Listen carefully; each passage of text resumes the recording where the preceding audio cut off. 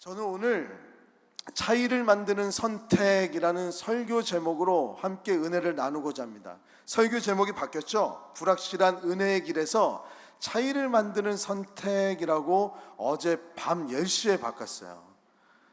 지난주에 제가 공부를 하느냐고 월요일부터 금요일까지 정말 꽉 채워서 공부를 하다가 이제 말씀을 묵상을 계속하면서 어떤 본문이 더 좋을까 적을지를 했는데요. 마지막에 차이를 만드는 선택이라는 이 본문이 참 제 마음속을 울렸습니다. 우리 성도님들은 매 순간순간마다 인지하든 인지하지 않든 많은 선택들 가운데 그 선택의 기준을 뭘로 잡고 계십니까? 다양하게 그 선택의 기준을 가지고 오늘도 살아갈 거예요. 어떤 분은 많은 정보들, 어떤 분들은 많은 이야기들, 지식이 많은 분들이나 아니면 멘토와 같이 지혜가 있는 어떤 한 분의 이야기가 우리의 결정에 큰 영향을 끼친다고 생각을 합니다. 아니면 어떤 분들은 아예 되는 대로 살아, 뭐 이렇게 복잡하게 살아, 그냥 오늘 입고 싶은 거 입고 결정하고 사는 거지, 그런 분들도 계실 줄 압니다. 참 다양하게 있어요. 그런데 좋지 않은 일들이 우리 가운데 일어나면 우리는 왜 일이 일어났을까, 우리 뒤에 일들을 꼭 살펴본단 말이에요. 그래서 하인리의 법칙이라는 것이 나왔습니다. 하인리의 법칙은 큰 사고는 우연히 또는 갑작스럽게 발생하는 것이 아니라 경미한 사고들이 반복되는 과정 속에서 중대한 사건들이 일어난다는 거예요. 그러니까 300번의 경미한 일들이 일어나고 29번의 조금 더 심각한 일들이 일어나다 보면 정말 아주 강력한 재앙 같은 일들이 우리 삶 가운데 일어난다는 거예요.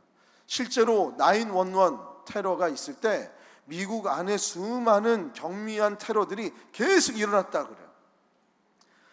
이 하인리의 법칙을 만든 사람은 누굴까요?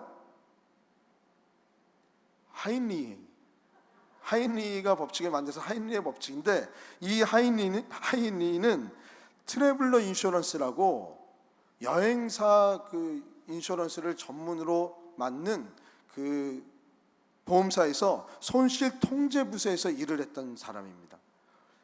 많은 손실이 있었던 곳에 큰 사건이 있는 곳을 보니까 이 법칙이 통계적으로 딱딱딱딱 맞아 떨어진다는 거예요. 우리 성도님들도 어떤 일이, 안 좋은 일이 일어날 때는 계속적으로 무엇인가 안 좋은 일이 발생이 됩니다. 지진이 올 때 여진이 오고 큰 강진이 오고, 강진이 온 다음에부터도 또 여진이 오고, 계속 끊이지 않고 지진이 오는 것처럼 나쁜 일이나 좋은 일이나 항상 같이 다니고 있습니다. 그러다 보니까 이거를 나쁜 쪽으로 적용을 하면 정말 우리의 사소한 많은 일들 가운데 우리의 선택이 얼마나 중요한지를 알게 되고요, 조심해야 되고요.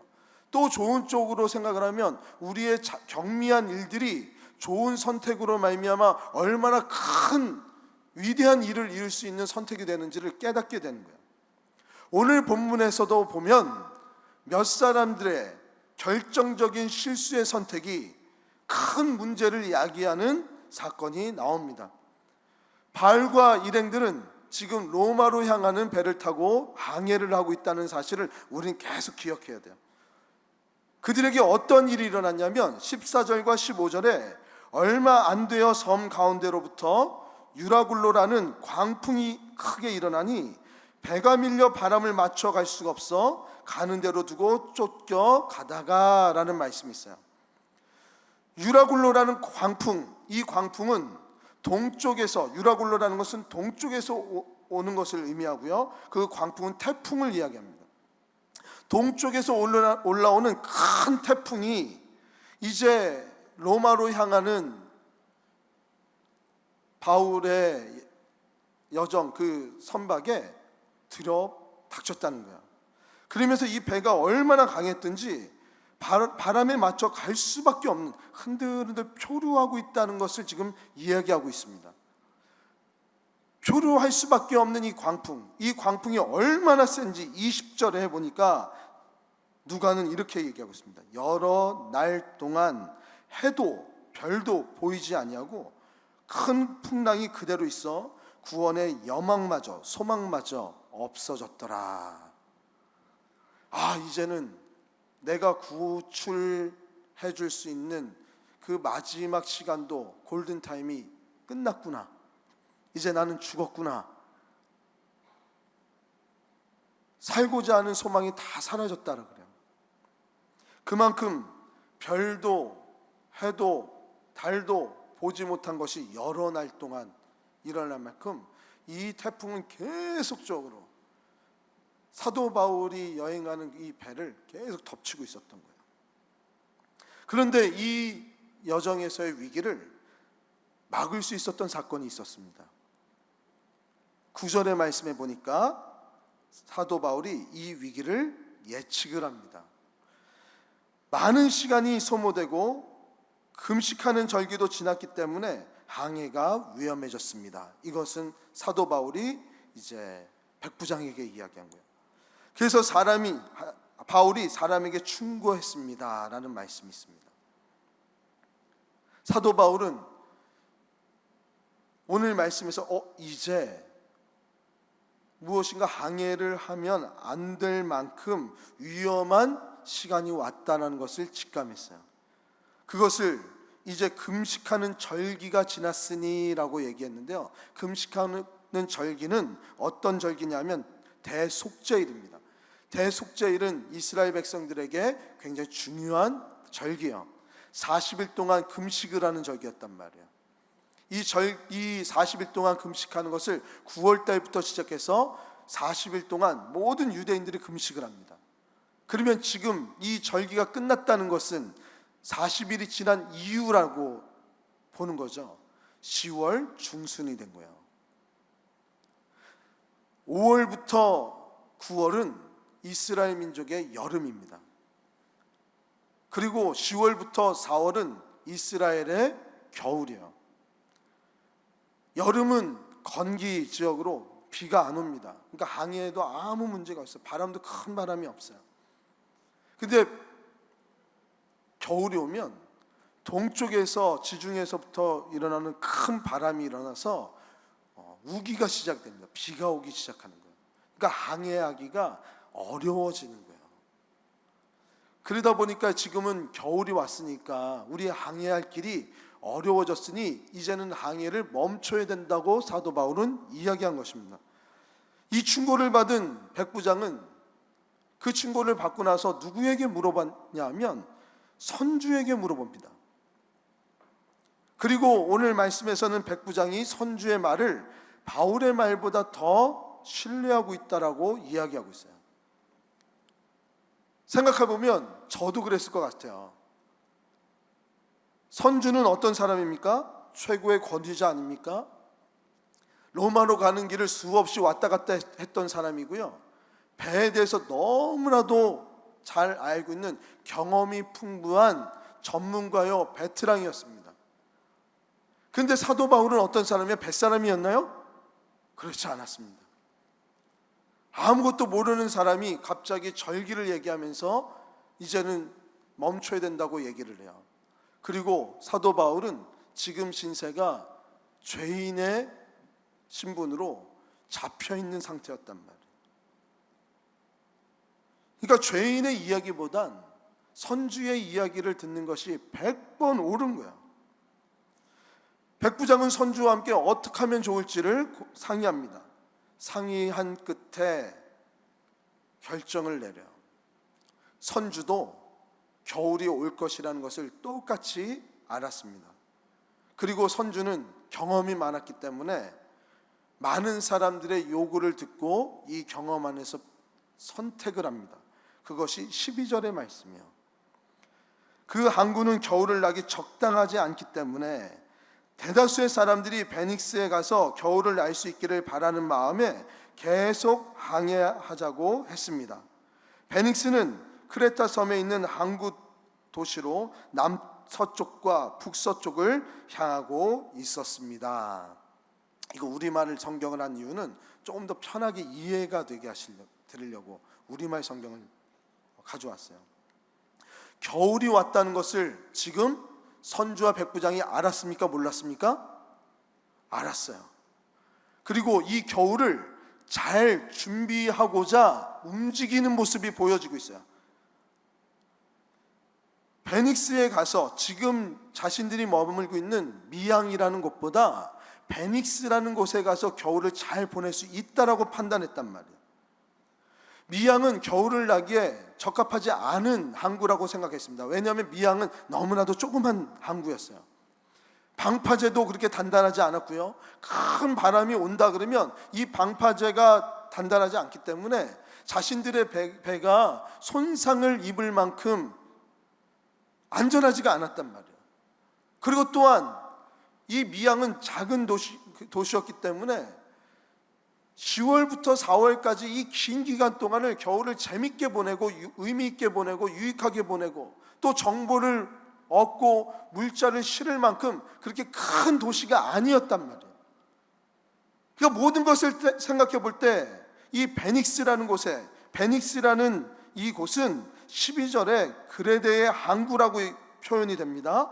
이 그레데의 항구라고 표현한 것은 그레데 섬에서 가장 대표되는 항구라는 뜻이에요. 우리나라에서 가장 대표되는 항구가 어디죠? 인천이라고 하면 부산이 아쉽고 부산이라고 하면 인천이 아쉽잖아요. 그래서 인천과 부산 아닙니까? 거기에는 모든 뱃사람들이 편하게 즐길 수 있는 편의시설과 물자를 실을 수 있는 그 편리성과 방파제들이 잘 건축이 되어가지고 안전하게 그 시간을 보낼 수 있게끔 만들어놨잖아요. 똑같은 거야. 누가 봐도 이 겨울을 이 미양에서 보내는 것보다 베닉스라는 곳에 가서 머무는 것이 맞단 말이에요. 긴 여행도 아닙니다. 지도를 한번 볼게요. 지금 미양이 있고 베닉스가 있어요. 이게 섬인데요. 이렇게 보니까 큰 것 같죠? 이 거리가 얼마만큼이냐면 인천에서 평택항보다 짧은 거리로 추측이 됩니다. 아무리 큰 바람이 와도 이 섬 연안으로 잘 조심해서 가면 충분히 베닉스까지 갈 수 있겠다라고 판단이 된 거예요. 그래서 출항을 하려고 딱 보니까 바람까지도 남쪽에서 순한 바람이 올라오는 거예요. 동쪽에서 강한 바람이 아니라 남쪽에서 순한 바람이 올라오는 걸 보고 이럴 때 우리 얘기죠. 하늘이 도왔다. 그래, 우리의 판단이 옳았어. 이제 가는 게 맞는 거야. 자연도 우리를 돕고 있어. 우리 성도님들도 한번 삶을 잘 보세요. 고심하다가 정말 내 인생에서 이걸 해야 되나 말아야 되나 해야 되나 말아야 되나 고민하고 많은 정보들을 축적하면서 연구를 하고 또 고민을 할 때 가장 우리에게 행동으로 옮길 수 있는 결정적인 역할을 하는 것은 굉장히 사소한 사건에서부터 일어납니다.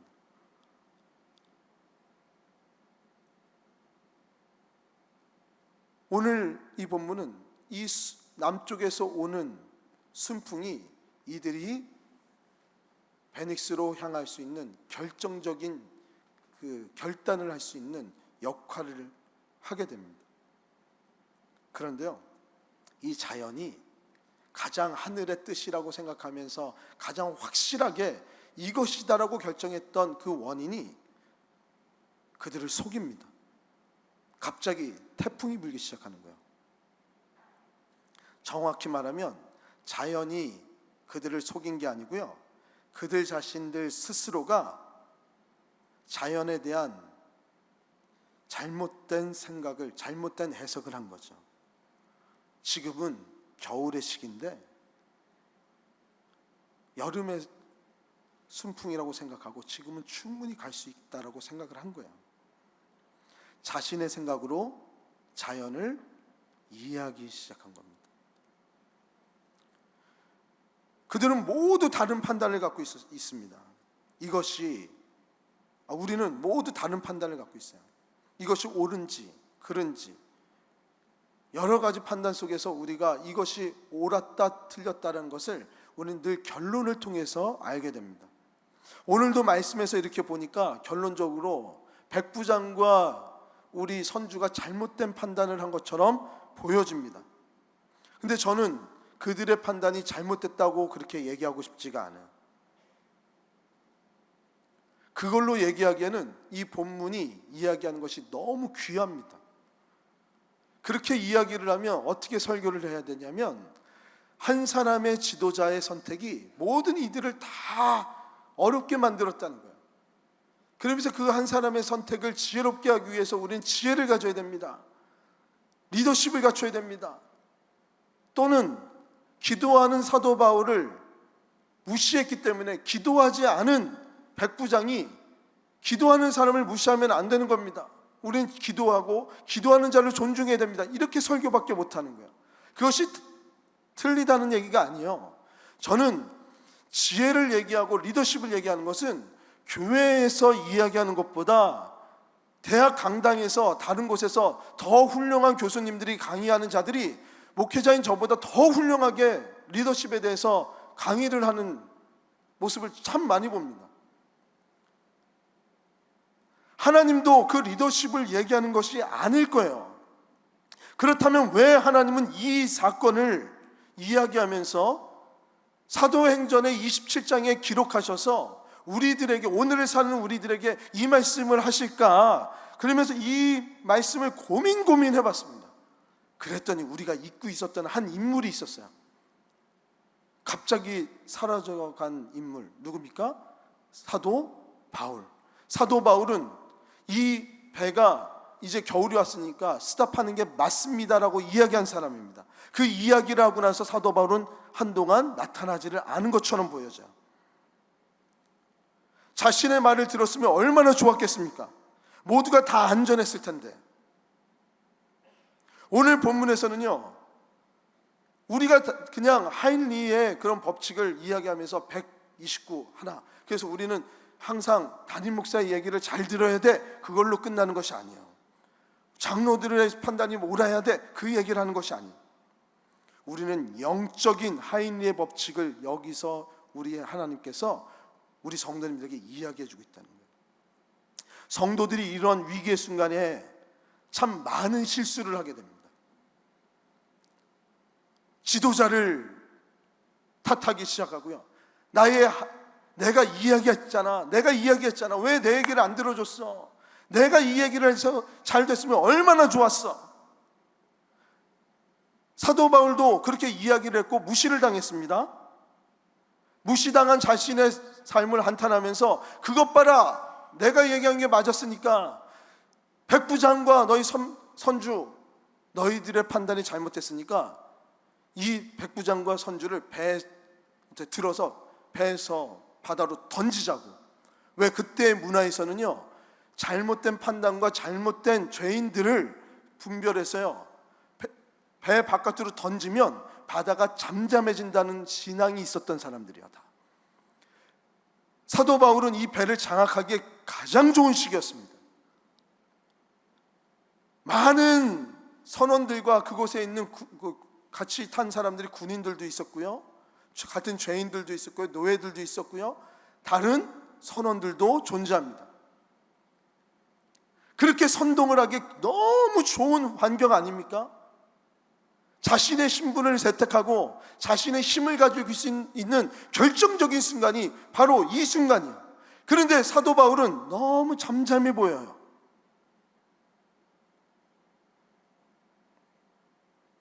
우리는 오늘 본문의 앞과 뒤의 구절을 다 읽으면 하나님께서 우리 성도님들에게 무엇을 이야기하시는지를 분명하게 보여주고 계세요. 제가 말씀드렸죠, 사도행전 27장은 사도 바울과 함께하는 동료들이 로마로 향하는 그 여정이라고. 이 여정의 주인공은 누굽니까? 예수님인 것 같은데, 물어보면 예수님인데 그러시는 분들, 예수님 맞아요. 그렇게 얘기도 맞아요. 근데 예수님이 사도 바울을 택하셨잖아요. 사도 바울이 주인공이에요. 사도 바울의 행동을 우리는 살펴봐야 돼요. 비록 지금 보이지는 않지만 반드시 우리가 살펴야 될 인물 사도 바울이란 말이에요. 바울에게 고난이 닥쳤을 때에 어떠한 행동을 하고 있는지 우리는 살펴보면서 하나님께서 무엇을 얘기하시는지를 우리 깨달아야 돼요.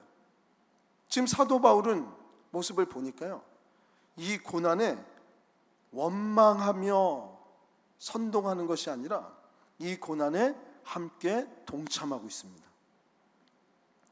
바울은 고난으로 빠져든 거예요. 사도 바울은 무지한 사람들, 무능력한 사람들, 자신의 그 겨울의 시기를 즐기려고 향락을 일삼으려고 그 짧은 것을 그냥 귀찮아서가 아니라 그 짧은 기간에 있으면 되는 걸 가지고 억지로 큰 항구로 가려고 했던 그 향락에 빠진 사람들, 자신을 오해해서 무시했던 많은 사람들, 그들에 향해서 비난의 화살을 쏘기 너무 좋았단 말이에요. 하지만 그 사도 바울은 불평하는 소리가 없었습니다. 묵묵히 그 고난에 함께 하고 있어요. 이 본문에서 저는 한 분 대신 나의 죄의 고통의 문제, 고통의 문제, 그 모든 것들을 다 해결해 주신 한 분이 떠올리기 시작한 거예요. 누굴까요? 여기선 예수 그리스도 하셔도 됩니다. 예수 그리스도, 예수님이요. 여기 다 예수님이 죄로 인해서 이스라엘 백성들이 다 멸망받을 것을 알았단 말이에요. 바리새인들에게, 사두개인들에게, 그리고 세리에게, 죄로 얼룩진 많은 이스라엘 백성들에게 천국의 복음을 전하면서 회개를 외쳤고요, 돌이킴을 외쳤단 말이에요. 그렇지 않으면 너희들 오징어 게임에서 얘기한 것처럼 다 죽어 얘기하셨단 말이에요. 그런데 아무도 그 말에 귀 기울이지 않았어요. 예수님을 더 무시했고요, 예수님을 죄인으로 취급해서 결국에는 자기들이 죽어야 할 십자가에다가 자신들을 살리러 오신 예수 그리스도를 못 박아 죽기까지 한 자들이었단 말이에요. 그런데 예수님은 왜 내 얘기를 듣지 않았냐고, 왜 내 얘기를 듣지 않아서 왜 이렇게 고통받고 있지 않냐고.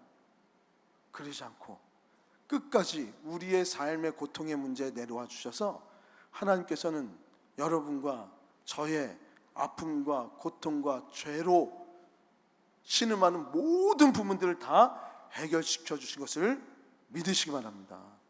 아멘. 그 예수님이 딱 생각나는 거예요. 사도 바울은 그런 예수님을 증거하는 사람이었단 말이에요. 자신의 입으로 증거하는 예수 그리스도처럼 작은 예수가 돼서 이 선박에서 예수님이었으면 어떻게 하셨을까를 생각하면서요, 그 배 안에서의 모든 행동들을 해나갔습니다.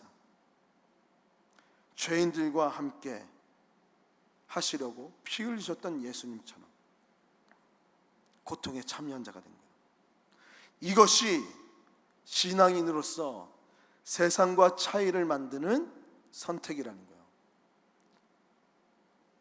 교회가 왜 세상과 차이가 없을까요? 세상과 똑같이 지혜 있는 이야기가 더 좋은 거예요. 경험의 이야기가 더 좋은 거예요. 맞아요. 그 얘기가 나쁘다는 거 아니에요. 우리 그거를 뱀처럼 지혜롭게 가져와야 돼요. 하지만 그것 위에 이 교회가, 하나님의 나라가 무엇을 추구하는지를 우리는 한순간도 잊지 말아야 된단 말이에요. 우리가 잊지 말아야 될 게 무엇인지 고린도전서 1장 27절은 우리에게 분명히 얘기해 주고 계십니다. 우리 고린도전서 1장 27절 다 같이 한번 읽어보겠습니다. 시작.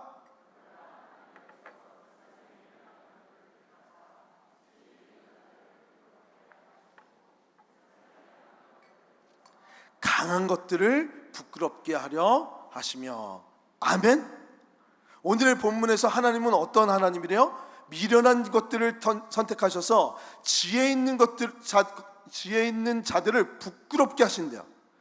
세상의 약한 것들을 선택하셔서요, 강한 것들을 부끄럽게 하시는 것이 하나님이시라. 믿으십니까? 예수 그리스도의 십자가가 그거 아닙니까?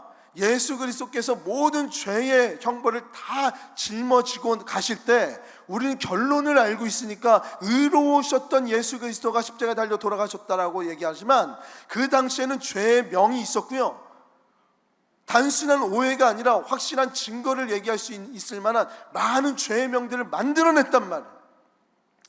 우리들의 삶 안에서도요, 이런 고통의 순간에 누구에든 간에 잘못된 판단을 할 수 있는 수많은 순간들이 존재합니다. 하나님께서는 그러한 순간에 우리 신앙인들이 어떻게 행동해야 될지를 말씀해 주고 계십니다. 오늘 저는 백부장과 선주의 선택이 악하다고 생각 안 하는 사람이에요. 그렇게 설교를 많이 하시지만 저는 악하다고 생각 안 합니다. 그렇게 되면 하나님의 섭리가 죽어요. 의도가 달라지는 거예요. 그러니까 오늘 그들의 선택은 합리적이었고요, 대중적이었고요, 가장 이상적인 지혜로운 선택이었습니다. 모든 사람들의 지지를 받았던 그러한 선택이었습니다. 그런데 오늘 말씀처럼 그들의 선택이 부끄럽게 만드시는 한 손이 보이는 거예요. 그 손이 어디서 역사하셨습니까? 태풍에서 역사하셨죠.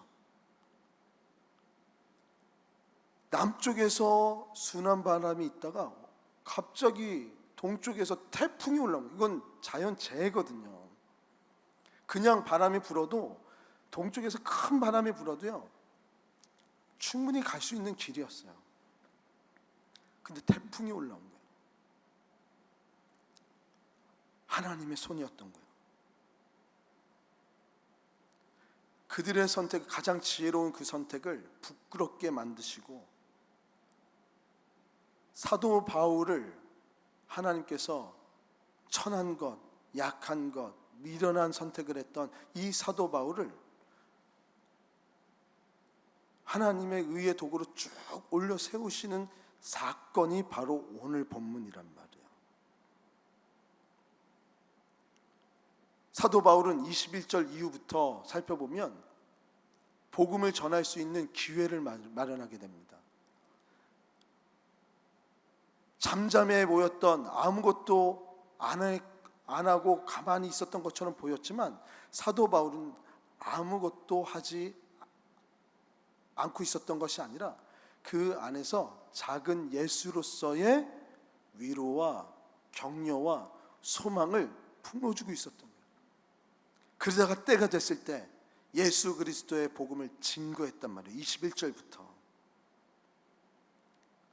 사도 바울은 예수님처럼 죽어줄 힘은 없습니다. 또한 죽을 필요도 없습니다. 왜요? 예수님께서 우리의 모든 죄의 문제와 고통의 문제를 십자가상에서 다 해결시켜 주셨기 때문에 그래요. 믿으십니까? 바울은 구원의 예수님을 믿고 죽음을 두려워하지 않았어요. 이 죽음의 순간에도 예수님을 붙잡고 죽음 이후의 구원이 있음을 분명히 그 배 안에서 전했을 거예요. 그리고 21절에 그 전하는 모습이 보여집니다. 배의 안전을 책임지던 선원들, 함께 탔던 많은 병사들, 힘 있는 병사들, 위대한 병사였죠. 베테랑의 선주였죠. 황제의 조카였죠. 백부장은. 그렇게 화려한 힘이 있었던 모든 배의 안전을 책임졌던 사람들이 한순간에 아무것도 할 수 없는 자들로 바뀌어져 버렸단 말이에요. 그러면서 그곳에서 자신의 생명을 구하고자 자신이 가지고 있었던 모든 배의 물건들을 다 배 밖으로 던지기 시작합니다. 그래도 배가 어떻게 구하지 못하니까 이제 구원의 소망마저 다 포기하고 이제 죽었구나 하고 있을 때 드디어 사도 바울이 나타난 거예요. 어려움 속에서 묵묵히 차이를 만드는 선택을 하며 예수 그리스도의 모습을 그 배에서 보여준 사도 바울. 그 이후에 사도 바울에게는 놀라운 기회가 주어집니다. 이러한 모습은 어려움 속에서 묵묵히 차이를 만드는 선택을 하여서 우리 성도로서 놀라운 일들을 행했던 기독교 문화의 역사에 참 많은 성도님들이 존재합니다. 우리가 익히 잘 알다시피 초대교회에서 복음이 확산되기 바로 직전에 페스트라는 그 역병이 돌았습니다. 페스트가 로마의 유럽의 전 지역에 다 퍼졌을 때 사람들은 치명률이 높은 이 페스트를 걸리지 않기 위해서 산으로 들로 동굴로 다 피해갔단 말이에요. 그런데 사람보다 더 천한 취급을 받았던 기독교인들, 오해를 받았던 기독교인들은 오히려 도시에 남아서 페스트에 걸린 도움이 필요한 사람들을 돌봐주기 시작했어요. 그들의 열이 날 때마다 옆에서 간호해주고, 간호해준 것으로 끝나는 것이 아니라 구원은 예수 그리스도에게만 있음을 증거하면서 그 안에서 정성으로 예수 그리스도가 우리의 죄의 문제를 다뤄주신 것에 감사하는 기쁨의 마음으로 그들과 함께 했습니다. 그리고 죽은 시체들을 다 한 구 한 구 가져다가 땅에 묻어주기 시작했어요. 사람들은 다 미친 짓이라고 했습니다. 빨리 피해라 그랬습니다.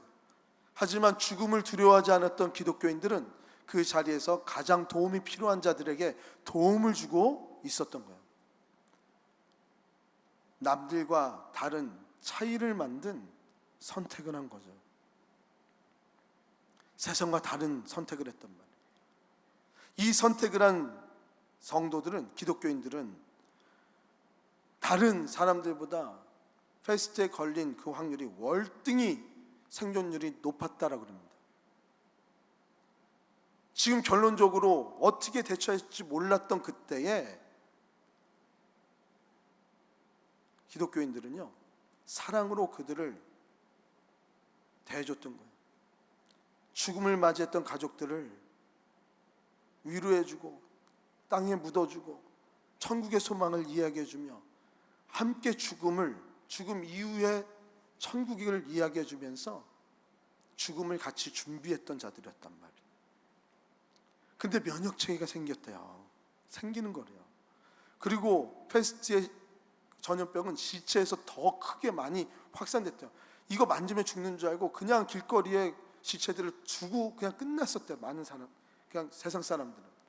근데 기독교인들이 있는 곳은 시체도 없고요, 항상 옆에서 다 닦아주고, 그래서 감염의 확률도 다 떨어졌다는 거예요. 그렇게 됐으니까 떨어졌지. 아니요, 이거는 결론적으로 하는 얘기고요. 그들은 죽음을 불사한 예수 그리스도의 사랑을 전하는 데 힘썼던 사람입니다. 사랑하는 시은숙교회 성도 여러분, 우리도 이와 같이 때때로요, 우리가 원치 않은 고통에, 고난에 참여해야 할 때가 있습니다. 내가 잘못도 안 했는데 왜 이 일을 내가 고통을 겪어야 되냐고 원망하는 그 순간, 우리는 사도 바울이 행한 이 모습을 떠올리면서 예수 그리스도께서 우리에게 고난의 순간에 함께 하시며 그 고난의 문제를 다 해결해 주셔서 우리에게 참된 평화와 기쁨을 주신 것을 느낌으로 말미암아 이런 모든 일을 할 수 있었던 것처럼 우리 성도님들도 이러한 삶을 사시기를 주님의 이름으로 축복합니다. 우리 성도님들은 구원의 기쁨으로 오늘도 충만하게 살고 계십니까? 예수 그리스도의 십자가의 은혜가 내 마음을 막 거룩하게 흥분되게 하고 있습니까? 천국의 소망이 나의 유일한 소망이 되어서 천국 갈 그 소망으로 오늘 하루의 어려움으로 느껴지지 않으시는 분 계십니까? 우리가 다 그래야 될 줄 믿습니다. 우리 교회 장로님들은 구원의 확신으로 기쁨이 충만한 장로님, 우리 권사님들도 이 십자가의 나눔으로 말미암아 죽음을 두려워하지 않고 예수 그리스도의 거룩한 선택을 하는 우리 권사님들, 우리 집사님들도 기도의 무릎으로 어려울 때마다 하나님의 방법, 올바른 지혜로운 길을 선택하는 것이 아니라 차이를 만드는 가장 바른 게 불확실하지만 가장 확실한 은혜의 길을 선택하는 우리 성도님 되시길 주님의 이름으로 축복합니다. 지도자들의 오판이 있을 수도 있어요. 많은 대중들의 목소리들이 우리의 선택을 혼란스럽게 만들 수도 있습니다. 그럴 때 우리는 더 강력하게 그 속에서 예수 그리스도의 십자가의 은혜를 떠올리면서 그 십자가의 은혜를 전파하고 그 기쁨으로 살아가야 되는 거 아닙니까? 저는 새로 뽑혀지는, 앞으로 뽑혀지는 우리 장로님들이, 권사님들이, 안수집사님들이 구원의 기쁨에 감격해서 그냥 이대로 살면 안 되겠다라고 생각해서 장로님이 되셨으면 좋겠고요, 권사님이 되셨으면 좋겠고요, 집사님이 되셨으면 좋겠어요. 이러한 작은 사소한 믿음의 선택들이 모여져서 하나님의 놀라운 구원의 방주를 이루는 거 아닙니까? 우리의 길이 실패의 길이 될 수도 있어요. 하지만 우리의 방향성이 실패가 되면 안 됩니다.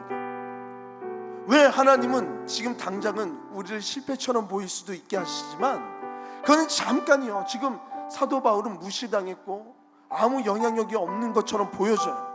하지만 그 안에서 바른 선택을 했기 때문에 묵묵히 하나님께서 그 선택으로 말미암아 예수 그리스도의 사랑의 꽃이 피어질 수 있게, 열매가 피어질 수 있게 21장에서부터 보여주셨단 말이에요. 사랑하는 시은숙교회 성도 여러분, 이제 우리는 불확실한 은혜의 길을 선택하는 성도님들이 되어야 됩니다. 아멘.